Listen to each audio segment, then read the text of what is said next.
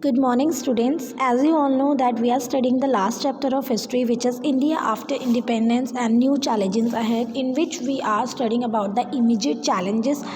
जिसमें हमने जो फर्स्ट इमीडिएट चैलेंजेस पढ़ा था that is the challenges of the partition, the challenges faced during the partition, and the next challenge is about the annexation of princely state into India. और ये दोनों ही challenges India ने बहुत successfully face भी किए थे. थर्ड हमने पढ़ा था कि India freed from French and Portuguese control. कौन कौन सी स्टेट्स ऐसी थी जो कि फ्रेंच और पोर्तुगीज़ कंट्रोल से फ्री हो गई थी after the independence of India, after Britishers freed India. Then framing of the constitution के बारे में पढ़ चुके हैं कि कौन कौन से टर्म्स थे, कौन कौन से फीचर्स थे जो कि हमारे कॉन्स्टिट्यूशन में डालने थे.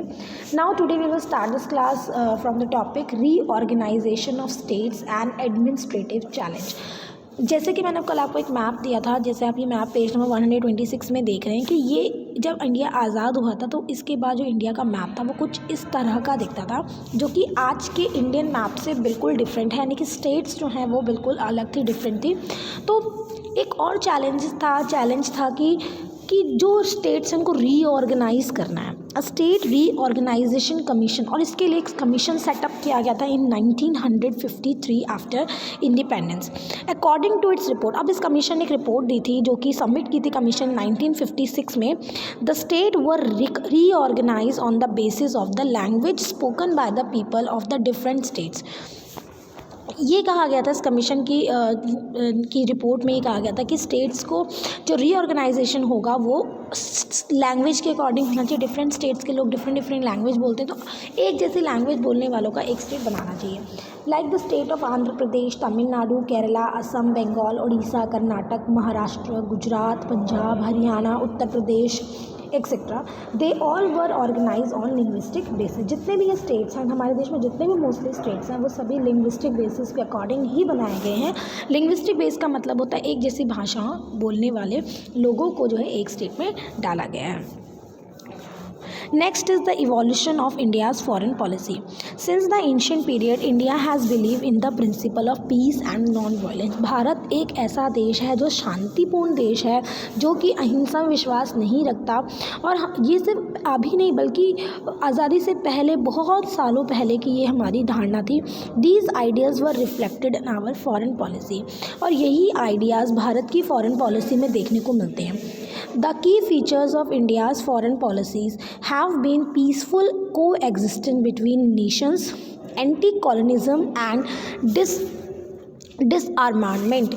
यानी कि भारत ने अपनी फॉरेन पॉलिसी में एक चेंज किया था. फॉरेन पॉलिसी में एक चीज़ अडॉप्ट की थी कि हम पहले किसी के साथ भी युद्ध नहीं करेंगे, शांतिपूर्ण तरीके से जो है देशों के साथ रहेंगे. और एंटी कॉलोनिज्म यानी कि जो कॉलोनिज्म की जो प्रथा है उसको समाप्त करेंगे और किसी भी तरह के हथियार जो है पहले नहीं उठाएंगे. India first showed the world her commitment to peace when she sign the Panchsheel agreement. और सबसे पहले इंडिया ने पंचशील एग्रीमेंट जो चाइना के साथ साइन किया था, उसमें उन्होंने अपनी जो उनकी फॉरेन पॉलिसी थी उसको शो किया था. जिस पंचशील एग्रीमेंट इसलिए कहते हैं क्योंकि इसमें 5 चीज़ें थी. फर्स्ट इज़ पीसफुल कोएक्सिस्टेंस, यानी कि शांतिपूर्ण तरीके से एक दूसरे को समझेंगे और उसका एग्जिस्टेंस मानेंगे. नॉन एग्रेशन, किसी भी तरह का गुस्सा, किसी एग्रेशन पॉलिसी का इस्तेमाल नहीं करेंगे. Non interference in each other internal affair, एक दूसरे के आंतरिक मामलों में किसी तरह का इंटरफेरेंस नहीं करेंगे. को operation and equality for mutual benefit, एक दूसरे के भले के लिए जो है समानता और एक दूसरे के साथ कॉर्पोरेट किए करेंगे. तो ये हमारी पंचशील की नीति है. इसमें एक पॉइंट और है, respect for each other territorial integrity and sovereignty. एक दूसरे की टेरिशरीज, एक दूसरे की सोवरेनिटी, एक दूसरे की इंटीग्रिटी का सम्मान करेंगे. ठीक है. इसमें देखिए इंटीग्रिटी सोवरेनिटी का मतलब है कि उस देश की जो भी सरकार है उसका सम्मान किया जाएगा. उस देश में जिस तरह की सरकार है उसका सम्मान करेंगे. तो ये 5 प्रिंसिपल्स थे. These 5 principles clearly showed that India stand as a prominent exponent of peace and harmony.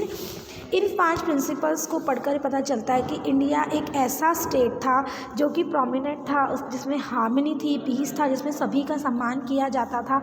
यानी कि शुरुआत से ही जो भी इंडिया की थ्योरीज थी, बेनिफिट्स, जो भी इंडिया की थ्योरी थी एंशिएंट टाइम से, उसको उसने अपनी फॉरेन पॉलिसी में अडॉप्ट किया.